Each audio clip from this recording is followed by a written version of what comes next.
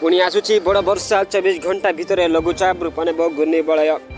आसंता 24 घंटा भितर लघुचाप रूप नेब उत्तर पश्चिम बंगोपसागर एवं ओडिशा उपकूल सृष्टि घूर्णिबलय प्रभाव में राज्य में प्रबल अति प्रबल वर्षा संभावना रही। दक्षिण ओडिशा रे भीषण वर्षा नहीं चेतावनी जारी करिछि आंचलिक पाणीपाग केन्द्र। सेपटे मालकानगिरी रे सृष्टि होइपारे आकस्मिक बन्या, पहाड़िया अंचल होइपारे भूस्खलन। प्रबल अति प्रबल वर्षा पाई कलाहांडी, नवरंगपुर, कोरापुट और मालकानगिरी को ऑरेंज अलर्ट जारी कर सबु जिले में 200 मिलीमीटर अधिक वर्षा होइपारे।